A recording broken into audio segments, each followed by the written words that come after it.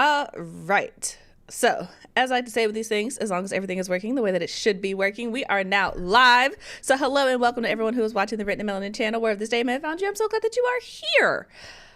My name is Chelsea, and I write books about Black girls who aren't all that nice, and I'm here with the one, the amazing, the only, the phenomenal Audra Russell, and we are here to bring some melanin to your pages. And hopefully that was the right intro, because at this point I have so many different ones. I don't even know if they just all mash together or if this is the right one.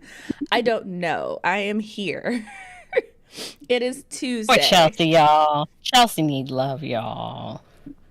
I mean, I'm loved. She's awesome and amazing. I'm just saying you need some extra love today. Ain't nobody saying you ain't loved. Don't start now.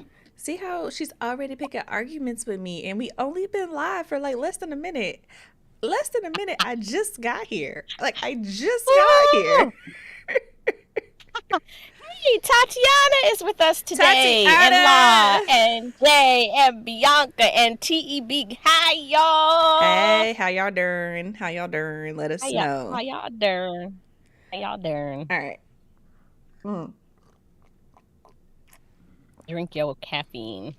Yes, this is fully lit this morning, and I'm doing it in the Melanin Library cup. So if you want one, there's a link in the description box to get you one. This is a 15-ounce cup to you guys. Like, I need you to understand that when I was designing these cups, I was not trying to have y'all out here with no 11-ounce cups. That's not big enough for like a full little pod in your little cake Keurig. Okay, this is a 15-ounce cup. If you want an 11-ounce cup, I need to grab me one. Get what you want, but yeah, I like it. Oh, you can also grab the, yours will say I read books about Black girls who aren't all that nice, but I mean, yeah, there's also CM Lockhart merch on the shop too, so get into that. I think it looks rather nice, but I did design it, so I'm biased. They're very nice. Thank you. They're comfortable too. Like, y'all be seeing all of these in my videos, and like part of it is product placement, but like also it's just really comfortable. And I'm like, if I'm be wearing the same thing on the channel all the time, it's gonna feel nice on my skin. Right, exactly. And it doesn't shrink, which is also nice. I am not always feisty. I'm always picked on, and I respond in feistiness. There's a difference. Y'all see how I didn't even do anything to her. I just showed up and she started picking a fight. So I feel like that is not wholly true. It is wholly true. You have done things in the past, and it's a cumulative reaction to things you have done in the past. That ain't even right. Short. That ain't even fair. And it's not. It ain't right, it ain't fair, but such is life. Such is life. Such is life. I can't. I cannot deal. Anyway, I'm going to add a Q&A here for you guys. So if you're here in the chat, feel free to let us know what you think if you have any topics that you think that we should cover this week. Suggested topics. Lots of spicy Audra making excuses. I can't stand her. She's on point, though. She's not wrong. And I am Militant Ben, and what is your what is your point? Anywho, shout out to everyone who is here with us this morning. We got things to talk about today, you guys. So we are gonna go ahead and get into these melanin spotlights. And then we are going to talk about some things, because I mean, y'all can tell from the title and the things on screen what we're talking about today. So I hope you're ready, buckled up, and prepared. So that being said, Audra's going first. Do you not want to go first? I can go first. Do you want to switch up? I'll go first. I'll go first because I'm spicy like that. Okay, so. Be spicy then. Spice, jalapeno pepper. I can't. Okay, so y'all know, well, maybe you don't know. If you've been in the Discord, you know. Portia is coming on the show on Friday, and I read almost all of her Addict series. And if you are in a reading slump, and you need something short and sweet and juicy, each one of her books takes 30, 40 minutes to read, depending on how fast. Like, DL reads so fast, she probably read one book in 2 minutes. They're not very long, but the title Addict is apropos not only for what happens in the book, but because once you start reading one, then you want to read the rest. So I'm reading to you the description from the first one, but when she comes on the show, we're talking about the whole thing. Addict, a fatal attraction story. Mm-hmm. Destiny has no shame when it comes to her sex life. She really doesn't. She really doesn't. In fact, she'd much rather have sex than love any day. That's why she created what she calls her magic dick team. Life was good just the way it was, until it wasn't.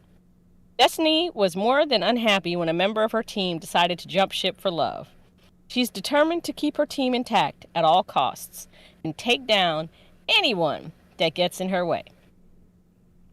And when I tell you the amount of ridiculousness... Mm-hmm. I've read the book, actually, so I know exactly what you're talking about. I read all of them. I have to read. I'm doing DeMario's story. That's the last one, I think, in the series. And I after I get off, I'm reading that because I had to stop because I had to get up and get showered and get ready for Melanin Chat. But when I tell y'all, I waited. I started reading at 4, but then I paused because, like, no, I want to respond to her as I'm reading this stuff. So I paused and waited till 6 so I could get in her DMs and be like, what in the actual frack are you doing, ma'am? It's a great series. Like I said, if you are in a reading slump, like I felt like it's just like I was just in a mental slump as far as how I felt towards books. Mm-hmm. And this just like revitalized and made me like, whew, okay, now I can get back into the reading thing again.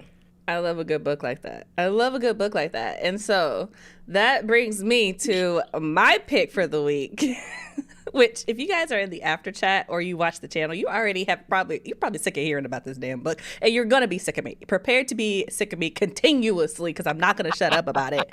And my book of the week is Bones to the Wind by Tatiana O.B. So if you guys were in the chat, in the after chat, y'all already know that I love this book, right? But I'm going to tell you again. So if you haven't got the book, get it. The cover is gorgeous. Tatiana is amazing. And kind of like Audra said, like, this book has gotten me excited about reading again.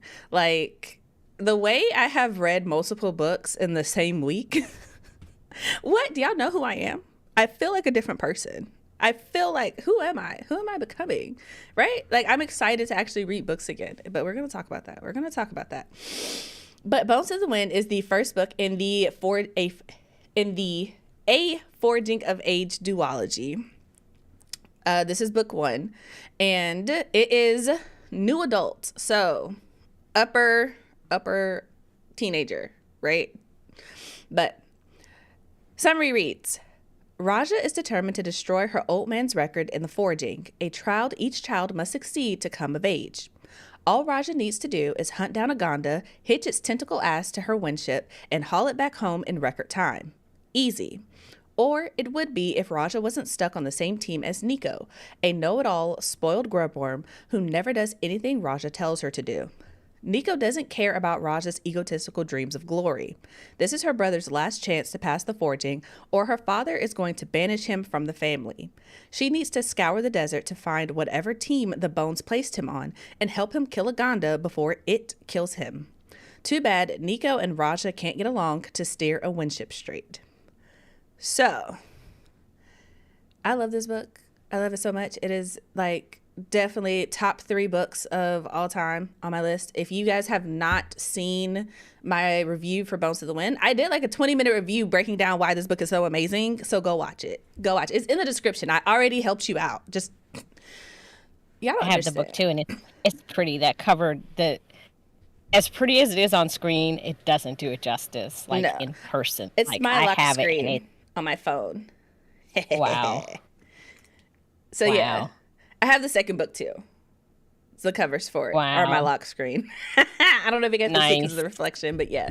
Which is another reason why you should buy the book straight from Tatiana, because if you do, she sends you the wallpapers and stuff so that you can like have it to look at in all its glory. So yeah, get into it. I'm gonna go ahead and put her website down here in the description box so you guys can get into it. But yeah, all that being said, like, I genuinely love this book. I started reading the second book yesterday, and I was only supposed to read like 2 chapters, and I'm like 25% of the way through the book because can y'all still hear me?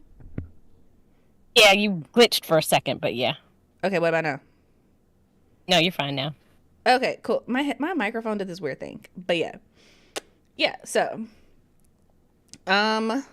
you talked about it so much. It's officially next on my list of things to read. Please read it. Yeah, I don't understand. I think it's something that also kind of ties into what we're talking about today, which is if you read the actual title, the publishing industry has a big problem with Black writers and their stories, and really they don't like us. They don't like us, and I feel like, especially since we're in Black History Month, and I don't know about y'all, but I'm gonna say it, I'll be honest, Black History Month, I'm kind of over it. I'm kind of over the performativeness. I'm kind of over the, oh my God, Black authors, yeah. And then March 1st is going to roll around. They're gonna be like, okay, back to our regularly scheduled programming. And I'm just like, listen, do you realize that I had, I usually, as soon as Black History Month hits, every day I'm posting something. And this year I'm just like, I haven't posted a thing. And I haven't felt bad about it either. Nope. I mean, honestly, I'm kind of the same way, because my thing is, obviously, if y'all are on the channel, y'all know this already, but I'm Black 365 days a year. So, like, that's just my thing. And even with, like, posting and stuff, all of my content, 365 days a year is Black. So it's just like, Black History Month is great, and like focus on our accomplishments and stuff, and like support, but also, be great if you were just like, people would just do that 100% of the year, like it doesn't have to be all Black all the time, but if it was just like, oh, a normal part of your day is not a thing that needs to be pointed out or celebrated.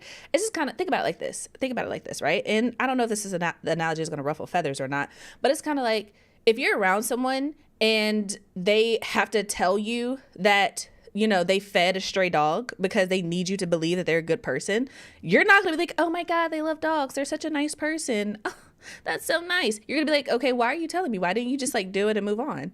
Why is this such a big thing that you now then need to talk about it for the rest of the year, that you did this one good act on one day?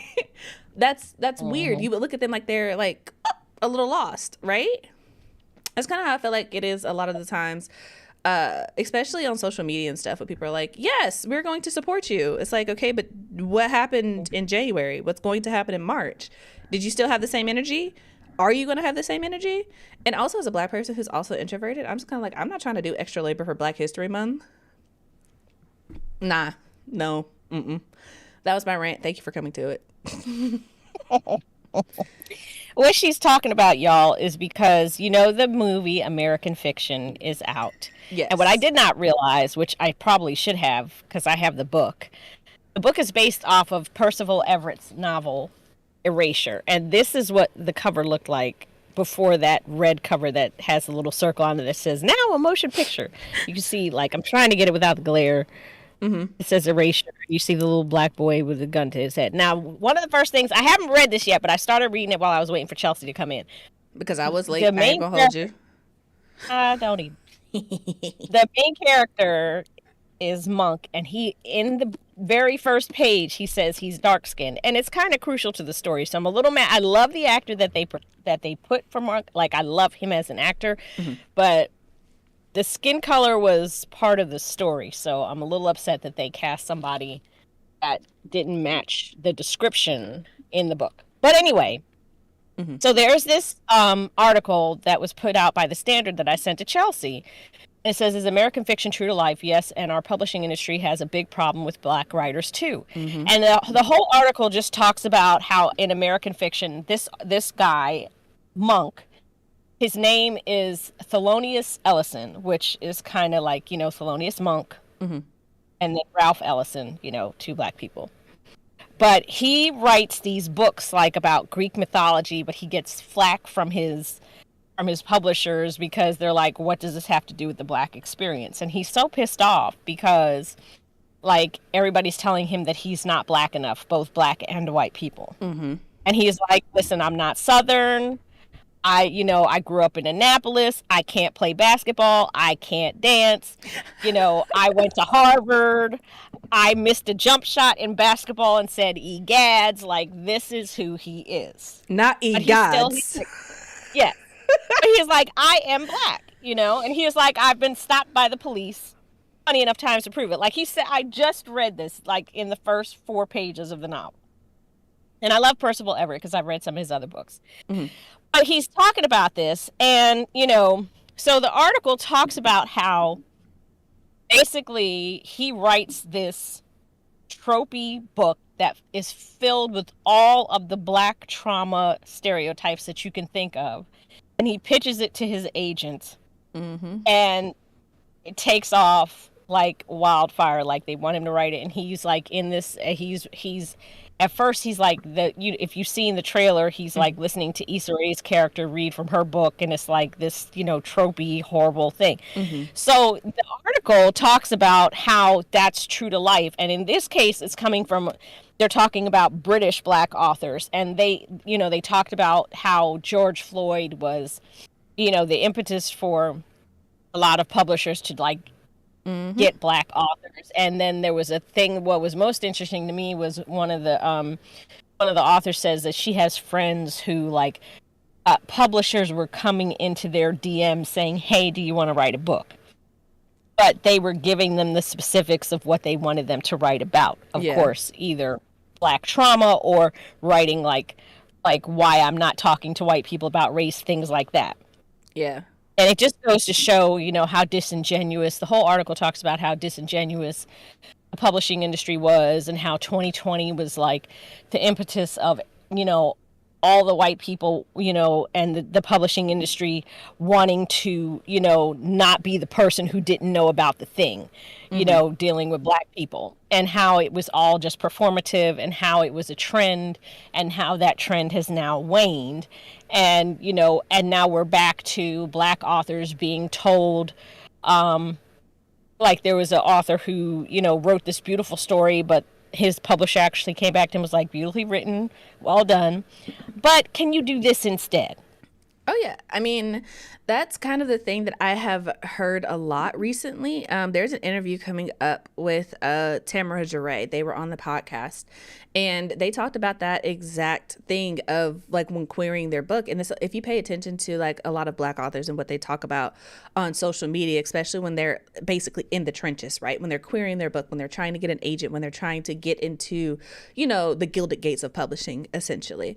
They'll talk about that exact thing, about how they'll get feedback of like, oh, your book is great, or your book is wonderfully written, or you have like this exceptional, you know, control over your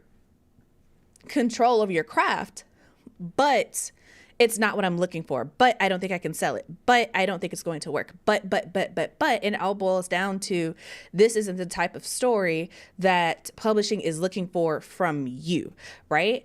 And it's one of those things where it's just like whenever we talk about having to I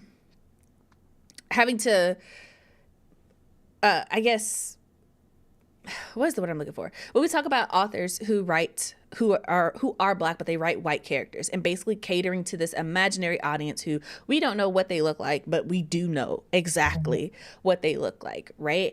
And how we are kind of pigeonholed and forced to write these stories. Because like you said, people coming into your DMs and being like, I want you to write this specific story or whatever. And it's just kind of like, that is the type of thing that I think is stunting publishing so heavily, because I'm not saying that those books aren't important. They are. And I will stand by the fact that they need to be written, and people need perspective, right?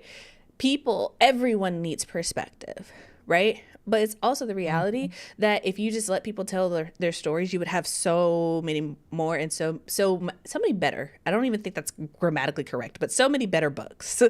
And it's just like, as I was like listening to you, you know, talk about it and break it down. And also, Tatiana asked the question. I know you found the link, but for anyone else, if you're looking for the link, there is a actual link to the article in the description box below. Just scroll all the way down to the bottom to the relevant links, and you'll see it there. Yeah, just chat too. So yeah, but it's like, it's so, for me, right? It's one of those things where it's like, lately I have been reading, like I said, Bones to the Wind and Dragging Your Bones, right? Part of the reason why I am so obsessed with these books is because there is no emotional labor involved with it. There's no trauma. There is no, oh, this book is important. I swear if someone else says, hey, you need to read this book because it's important, I don't want it. That is now a scale for me at this point where it's just like, okay, this book is important. I don't need to read it. It is not for me. I am not the target demographic. I'm not going to think it's important. I don't want those books. I want fun books. I want enjoyable books. I want books that have good craft. I want books that push the boundaries. I want books that are going to make me think. I want books that are going to make me feel something like joy. I don't want to feel pain, anger, resentment. I walk around with that enough every time I have to get on the internet and see white people doing white people things, right? I'm good. I'm good. Yeah. Yeah. And with like in the, go ahead. Go ahead, hon. I was gonna say, and like I said, with Bones to the Wind, it's kind of reopened my mind to why I have kind of not even a slump, why I had stopped enjoying reading in the first place. Because every time I picked up a book that was supposed to be black and magical and fantasy and fun, it always came with this undertone of struggle and microaggressions and macroaggressions and people don't love me and having to fight this system. And I'm like, this is a whole fantasy world. A whole fantasy world with a different continent, different map, and we're still playing the oppression Olympics, and I am tired. That's not fun for me. That's not an escape. And I'm not saying that every book should be an escape, but I'm saying that there should be enough stories where you have a balance, where I can pick up a book by a black author that is important, right? But I can also pick up a book by a black author that is just fun. And I think that's why I'm pushing Tatiana's books so hard, because they're just fun. And I completely reject this idea that as a black author, other people should be able to pick up your work and learn something from it. It's not my responsibility to be your teacher, your mama, whoever should have taught you human decency. That's not my responsibility to teach you that in my books, especially if I'm writing fiction. Like, I will forever live with the comment of this white lady coming into my DMs and being like, I can't wait to learn more about your culture. What freaking culture are you talking about, homie? I'm American. I don't know what you're talking about. Like, what do you think? They're going to be out here slinging fried chicken as weapons? Like, what are we shooting watermelon seeds out of machine guns? Like, no, there's nothing to learn here. It's completely made up. And it's just like this idea of, that we always have to be writing about our culture and explaining things. Yeah. They're just black and they exist. That is a concept. And there's the last, I mean, the article has a lot. It's a quick read, y'all, and the article has a lot of good points. But the last few paragraphs, I just want to take a second to read because they're really good. It says, we are still in the place where there can only be one, and you're always fighting for your life to be the best. And they're talking about black authors here, which means that we don't support each other in the way that we should, and we can turn on each other on a dime. Edo Lodge, another author, agrees that sudden spike in commissioning younger black authors has sometimes fed into that competition, she says. Maybe that would be less pronounced if it was happening at a steadier pace, which is what white authors get to benefit from. Can anything ever be, as Monk puts it, just literature? Jefferson is, wisely, just as critical of Monk's middle class, they're talking about the characters now in the movie, condescending attitude to what he views as lowest common denominator literature as he is of the publishing industry's vulture-like approach to stop it. Self-hate radiates from the character, a man whose response to a lifetime of being defined by race is to play the respectability politics game and do everything he can to distance himself from what society deems black. It's very simplistic to be like, I want to write about Greek mythology and just act like the perspective that you approach it from doesn't exist, says Edo Lodge. We all come from a perspective. White authors write from a perspective, and they don't seek to denounce it. White people are never seen as having a lens. Sally Rooney, for example, her stories are universal, but the culture she's describing is not. And it isn't even for white English people. Her books are super, super specific to her worldview. She's talking about Trinity College in Dublin, but because she's white, people don't see it as alien. So where do you draw the line between authenticity and cynical pandering? Not every book by a black author about poverty, gang violence, or anti-racism is a disingenuous cash grab. These stories, as Issa Rae characters points out in a terse debate with Monk, are part of the black experience too and surely deserve to be told. There is value in those depictions because stuff like that happens, says Adegoke, but it's about showing a 360 view of what blackness is. Yes. You know, and they called in 2020, they called she said it sounds crass, but she called it 2020 with everything that happened, and then people starting to try and find Black authors. They called it the scramble for Africa, and that appetite for Black stories has now dissipated. Yeah, So, because very good article, something we've talked about numerous times here on the channel, but still, nonetheless, now a movie has brought it to light. oh yeah, because I think the issue is so many facets of reality, right? Because I'm not going to say the publishing industry. It's just every facet of reality. They treat blackness like a trend, like, oh, this aspect of it, because like even in fashion, right, they're talking about the white girl who has like brand deals with the NFL for turning this novel idea of turning jerseys into dresses. Like, what? What? Like, okay, but Black women have been doing that for literal decades. Literal decades. Just got a fade and tried to be like, like he invented it. Like, no. And literally everyone on the internet is pointing out that the only reason he has any bit of style is because before he dated Taylor Swift, he dated a Black woman. He dated a Black woman who upped his game. So it's just kind of like it comes and it goes, and it's kind of it's just exhausting, right? And it's just this idea that like you mentioned in the person mentioned in the article, right?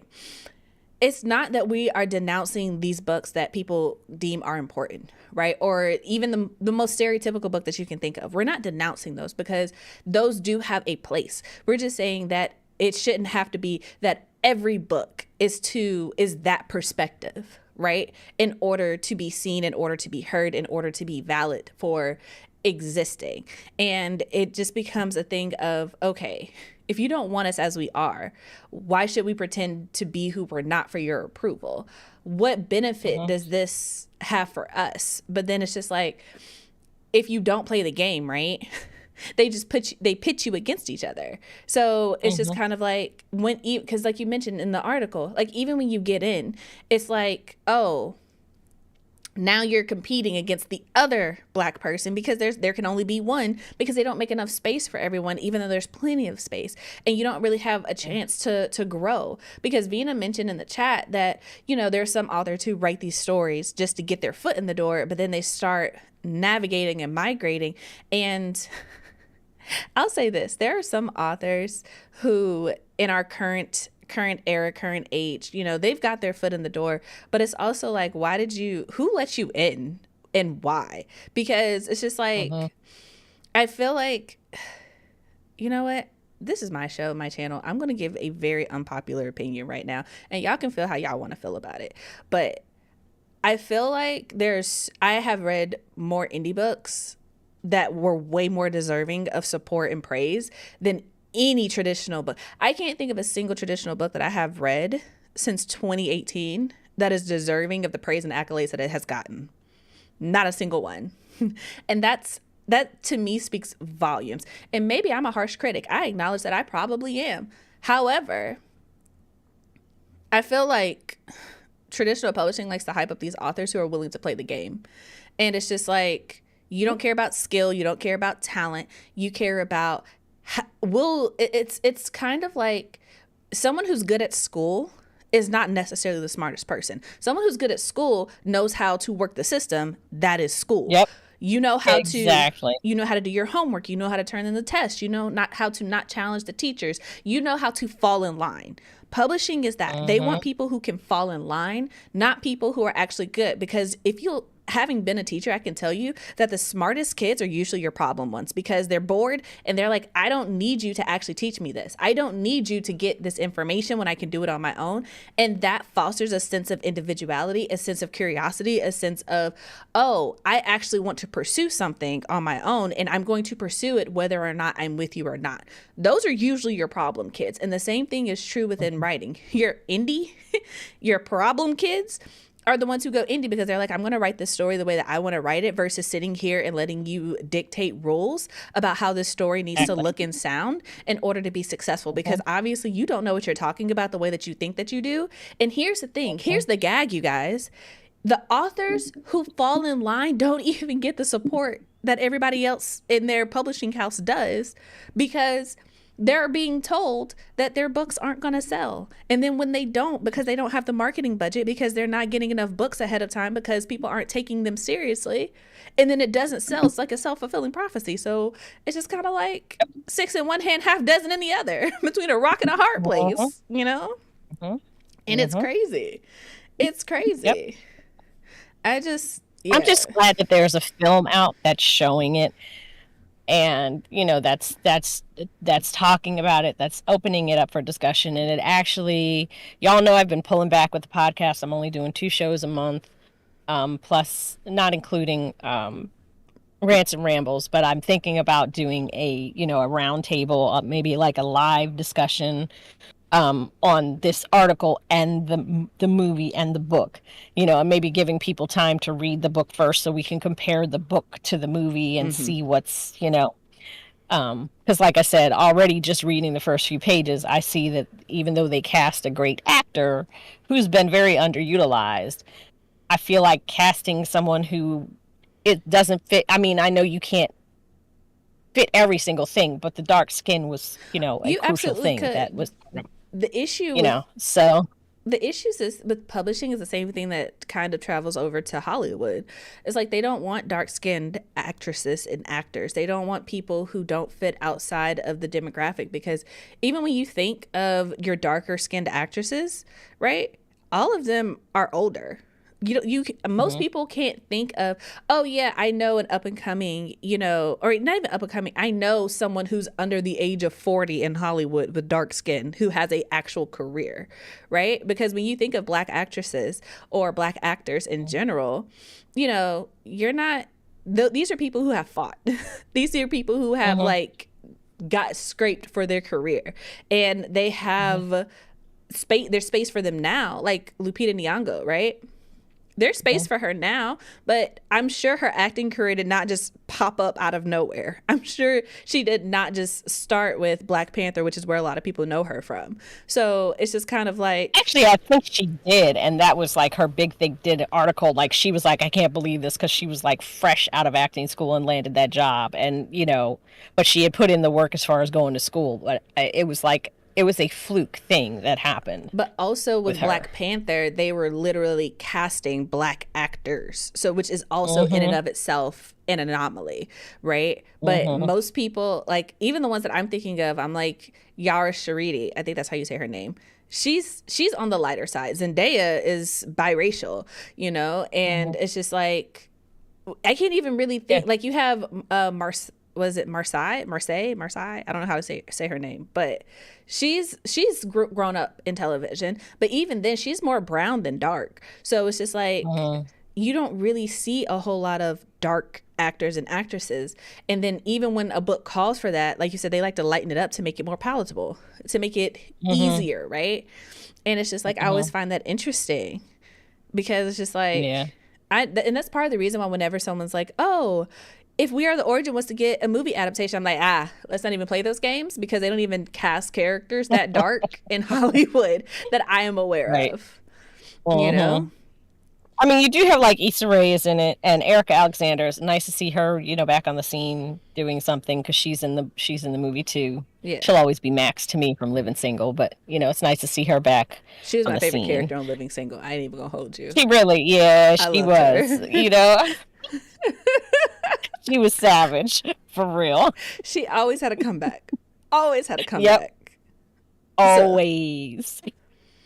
And I don't even pay attention to actresses, because I didn't even know that Yara was biracial too. Like, but it's again, it just kind of proves the point that they don't really want us. They want a fraction of us. They want. They want a very small piece of us. And I'm laughing because I'm reminded of a conversation that I had. I don't know. I talk a lot. I talk a lot to different people. I might have said it on here. I don't know. But it reminds me of a conversation that I had when I was talking to another author that ultimately did not come on the podcast or whatever. And, you know, and part of the reason she wasn't on the podcast, her episode never aired, is because I was like, okay, you're writing representation for a group of people that you do not represent. And that's very odd to me. Like, I don't understand. Like, why represent sailors if you've never been on a boat? That's kind of weird to me, right? And so it kind of reminds me of exactly this when it comes to like casting biracial characters. And I'm not taking away anyone's valid lived experience, but just like how being a dark-skinned person is different from being a light-skinned person. Being a biracial person is different from being, you know, fully part of one demographic, right? When you have a foot in both worlds, you see the world a little bit differently. Your perspective is different. And so I find it interesting that they genuinely prefer to only cast or majorly cast people who have a foot in both worlds than to just be like, this is your perspective. And then also Coco Jones. I love Coco Jones. I was a Disney girl. I watched what is that movie? Oh, Let It Shine. Yeah, that I've been a Coco Jones fan for a very long time. So I'm really glad that she's getting her flowers and everything else. But she's also a darker skinned girl. And if you have kind of paid attention to her journey, she's talked about that, about how there were things and situations and roles and stuff that she didn't get because she was on the darker side. And y'all, Coco Jones is gorgeous. Like, I don't know who would be looking at her and be like, nah, I never heard about her. I never heard about her until I saw the Bel Air reboot that I watched a little bit of. She's been putting in work for a very long time. She's, if I had to compare her to anyone, Coco is most similar to Keke Palmer in that she has been doing it for a very long time, and that she was still putting out music. She was still, you know, trying to do things. She wasn't, she didn't have the career that Keke had from the beginning, but she definitely was putting in the work for a good while before she got to Bel Air. So it's just kind of like seeing her being able to actually get to that point is very cool.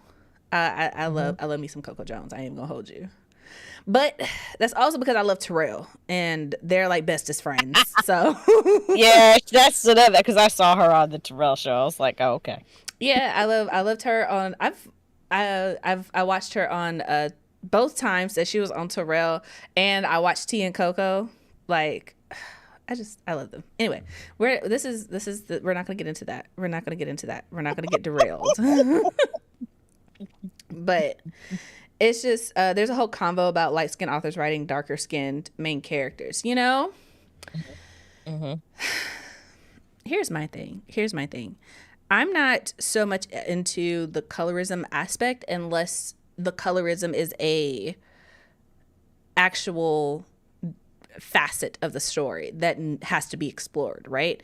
Because I remember seeing a short where Zendaya was talking about how as a light-skinned Black woman, right, biracial, but definitely light-skinned Black woman, her worldview, her perspective is not the same as a darker-skinned woman. And so she views it as her job, to use her platform to bring light to that, but she can never speak on it because it's not something she's experienced, right?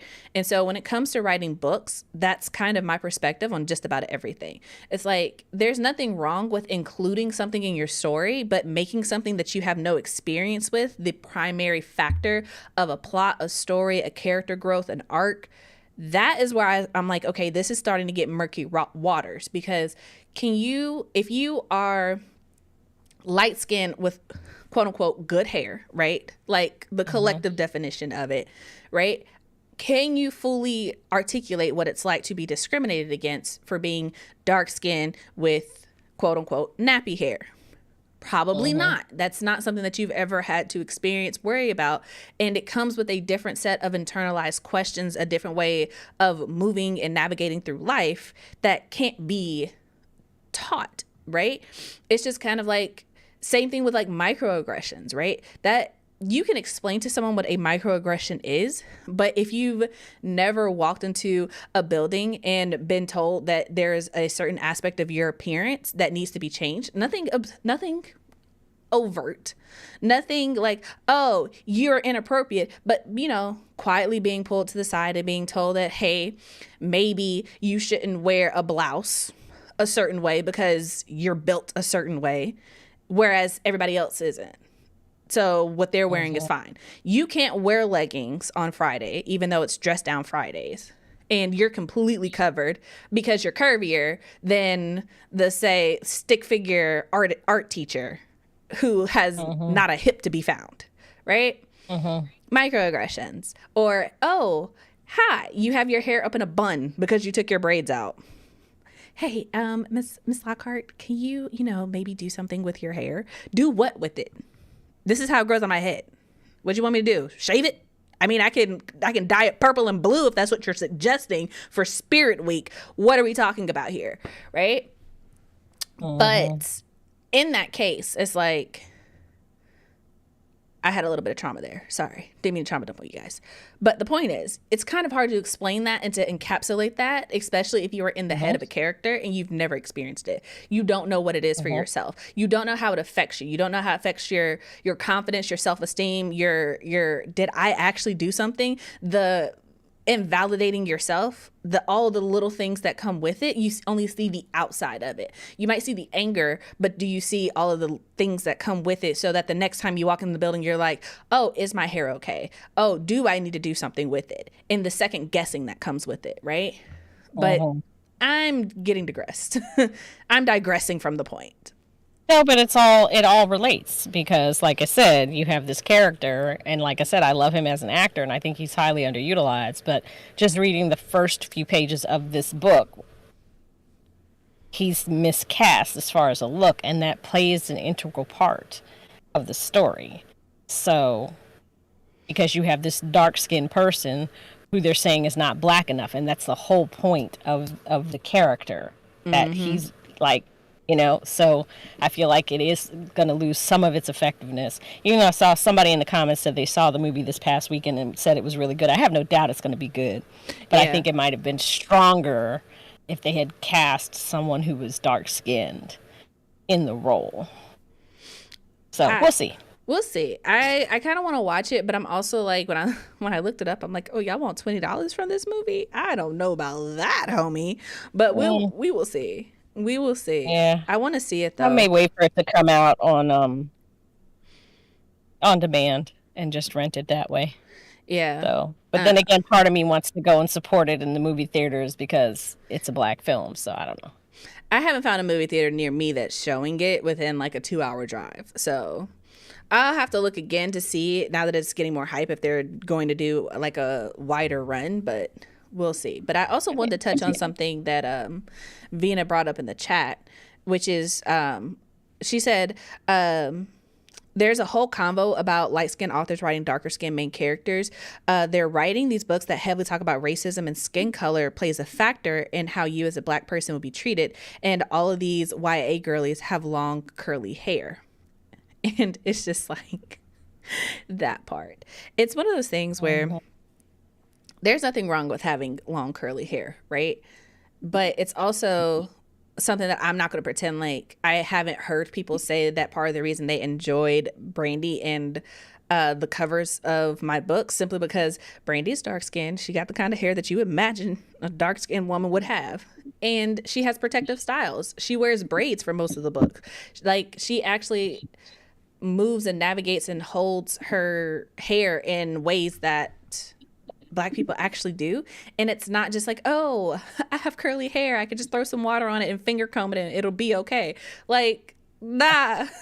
When her braids get frizzy, that's a whole chapter of her being like, okay, we got to do something with this. It's a sweet chapter. It's fun. Jack is in it. But also, it's not like, I don't even know how to explain it because I don't talk about racism in my book. That's not a thing. But it's also not lost on me that it's something that people appreciate. And I kind of wish there were more books with girls who are like, oh, I'm wearing braids as a protective style because when my hair is out, this is work. Like work. This is not, okay, I'm gonna roll out of bed and go and throw some water on it and go. This is, okay, I'm about to spend 6 hours in this bathroom today, washing, detangling, deep conditioning, trimming, and drying and rebraiding my hair. This is about to be a task, okay?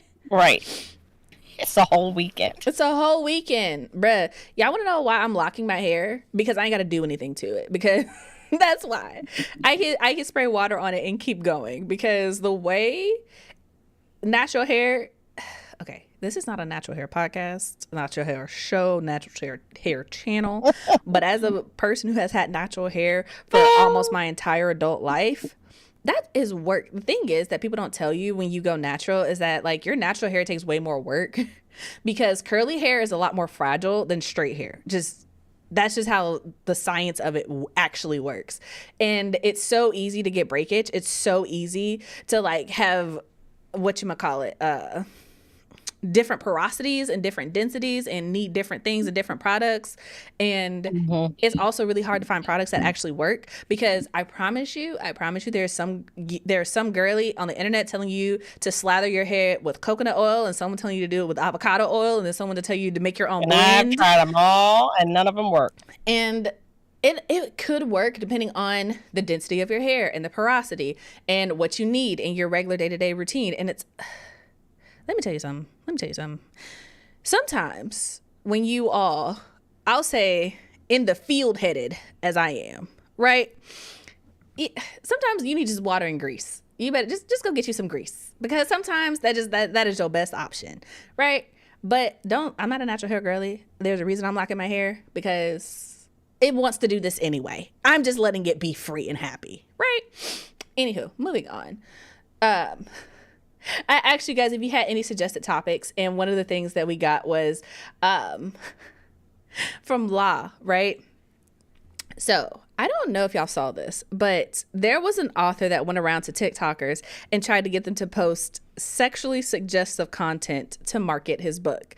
Like he was specifically like, hey, can I send you the book and you can basically be as you were born in your birthday suit and just hold the book over your naughty bits, right? And someone somewhere thought that was a completely normal ask. And it's just like, who does that? And so I would like, I'm sorry, if that was too high pitched in your ears, I apologize. But I feel like this brings up a whole conversation of like how authors go about marketing their books, because I feel like there's this growing, very concerning, but growing trend of authors being like, hey, maybe I could thirst trap you into reading my book. And I'm like, no. Like, that's not what I'm here for. If I wanted to be on the thirst trap side of TikTok or Twitter or any social media platform, I would be there. But you know what I'm not thinking about when I'm reading a book? An actual person. Like, these are fictional people. Why would you? And then I'm like, did y'all not see what happened with the whole hockey fiasco of people, like, I'll say it, sexualizing, daydreaming, whatever, about actual people who have actual families and wives and spouses and children? Y'all are unhinged. The internet cannot be trusted. Why would you encourage people to do this? Why would you do this to yourself? What part of you showing or implying that somebody would want to see your naughty bits makes you think that they want to read a book? I'm just confused. What demographic are you trying to reach with this? I am at confusion, because if I'm here to look at your naughty bits, I'm really not here to read between the pages. Like, I don't know. I feel like that's normal conversation. Like, is that not literally a warning? It's like, you know, when you're warning teenage girls or whatever about, oh, he doesn't care what's in your mind, sweetie. And that's not what he's here for. Right? I'm like, so if we know this, why are we thinking that someone's about to pick up your 300-page book? Because they're here to look at you. Wrong demographic. That's all I'm gonna say. Yep. I was just looking, and their American fiction is not showing at the Egyptian Cinemark up at Arundel Mills, and that's unusual because usually they have everything, and it's not showing in very many places around me. It's only like two places. It was on a limited run for a very long time. That's why I was like, I couldn't find it in theaters around here. That's why I was gonna be like, I was gonna have to wait. So yeah. Also, DL popped in. She said, I couldn't make the show today. I'm working a 2-day meeting, but I'll catch the replay. Awesome. Well, in the replay, hey, how you doing? Hope you having a good Tuesday. Hi, DL. And then also, I do not want to butcher your name, but I see you, Z. I see you. I'm so with you about natural hair problems. That's how I just flow. With Breeze. Yeah. I want to try and say this. Zvikomborero Mukamba. Give me a thumbs up if I hit it right, or give me a face palm if I totally butchered it. Let us know. I try to, But yeah. The thirst traps ain't even hitting. Okay, look. I'm gonna tell you this. This is unpopular opinion. If you make it all the way to this and you're not watching this live, great. Love that for you.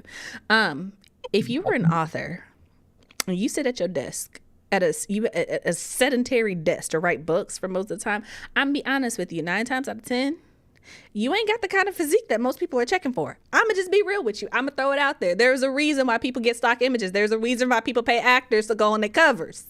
I'm just saying. I'm not saying your face card is declining, but I'm just telling you, if I'm coming out here to be thirsty, I am not checking for you. I'm not. I'm not. Butchered her name. Sorry. I tried. Is the Z silent? Or is... Yeah. I just don't want to be disrespectful, but I see you though. Thank you for being here. Did I get the last name right? Mukamba? Did I at least get that right? Maybe. Possibly. Let's see here. I'm reading the... Sensitive about names, y'all, because white people do that all the time. They'll be like, can I just call you? I'm like, no, I have a name, and if you could say Tchaikovsky, you could say my name. Damn it.